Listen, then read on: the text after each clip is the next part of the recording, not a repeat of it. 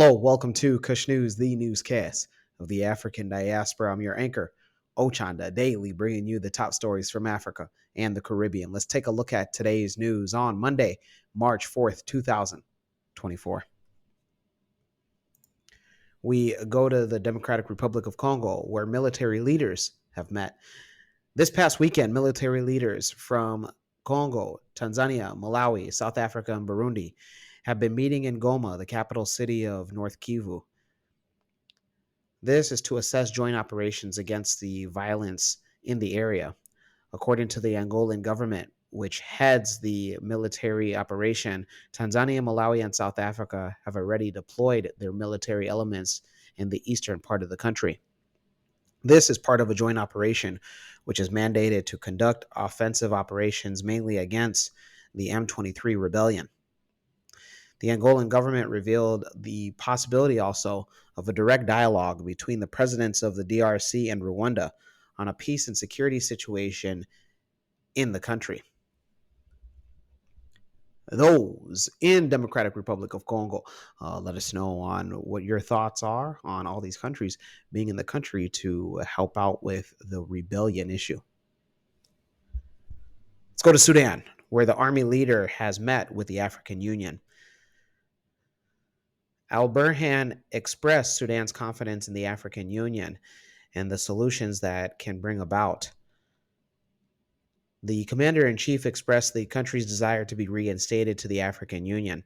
Back in 2021, the African Union removed Sudan's membership after it overthrew the civilian-led government. Since then, fighting between the National Army and the opposition, known as the Rapid Support Forces, have continued and began almost a year ago. It has led to over 2 million people being displaced and over 2,000 killed. Those in Sudan, let us know on your thoughts on your guys' army leader meeting with the African Union to have your country reinstated. Let's go to the Caribbean and end it there. We go to Haiti, where a rebellion group has released inmates.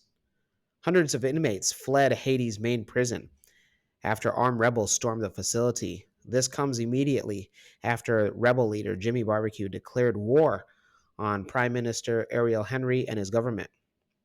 At least 5 people were left for dead on Sunday.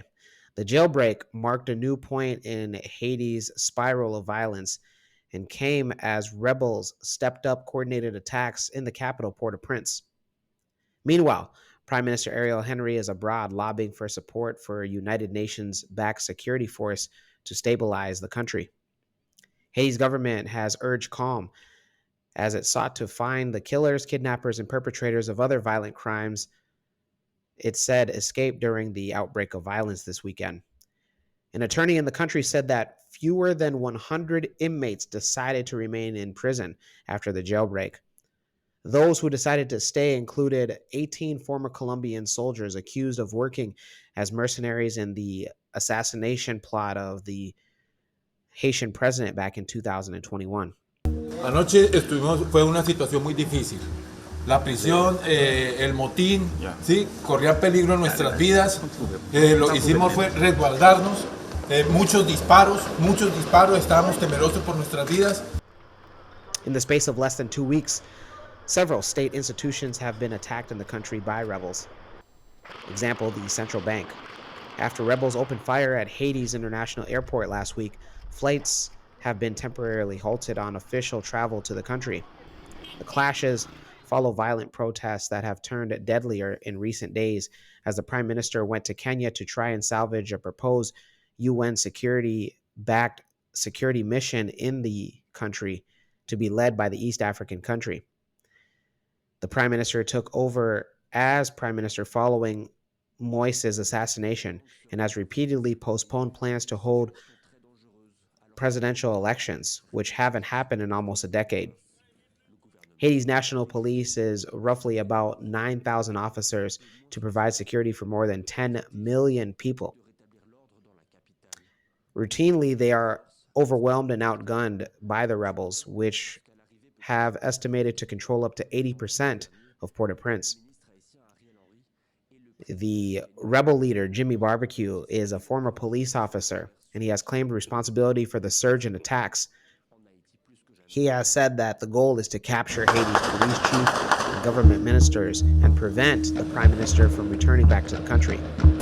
N'a demandé police nationale d'Haïti, n'a demandé militaires yo pour yo prendre responsabilité yo, arrêter Ariel Henry et encore une fois et pas peuple qui est nous et pas nèg zam qui est nous, arrêter Ariel Henry pour nous libérer pays ça, n'a pas gens noir sorti grand. Zam ça yo, nous pas gagner yo pour nous faire monter dans même couche sociale avec nous mal. Malgré yo prend la à faire nous confiance. Zam ça c'est symbole liberté nous, zam ça c'est avec nous libérer pays et c'est zam ça qui est tout changer. The Prime Minister, Ariel Henry, is a neurosurgeon and has shrugged off calls for his resignation. Those in Haiti, let us know on if you're in a safe spot. Let us know on where you side with everything that's going on. Do you side with the rebels or do you side with the current government? When we come back, we'll have today's African proverb of the day. Don't go anywhere. Hello, I'm Ochanda with Kush News. March 8th will mark the 1-year anniversary of the show, and we want you to be a part of it. Go ahead and submit your favorite African proverb of the day, and on March 8th, I will have a special show where we will read and interpret your guys' submissions. That's right, go ahead and comment on the video below or submit to the email address that you see on the screen. Looking forward to seeing your submissions. Welcome back. Let's take a look at today's African proverb of the day, and it comes to us from no particular African nation and or ethnic group. And it reads, a cutting word is worse than a bowstring. A cut may heal, but the cut of the tongue does not. Once again, a cutting word is worse than a bowstring. A cut may heal, but the cut of the tongue does not. African proverb. Let's just speak to my younger men audience out there, especially right now. I'd say what's a hot button topic is the respect towards elders and also the respect towards each other. But, as a man, you should really just watch your words just in general, because a lot of times you'll have to back up what you're saying. I'm a small fighter. I got high IQ, baby boy. I'm fast in my footwork. Hands speak crazy.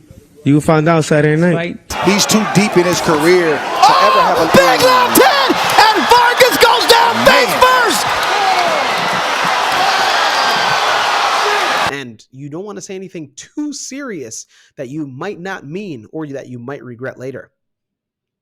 Let me know your interpretation of today's African proverb of the day, as well as your thoughts, views, questions, comments, and concerns on the top stories. Don't forget to hit that like button. Make it your best friend.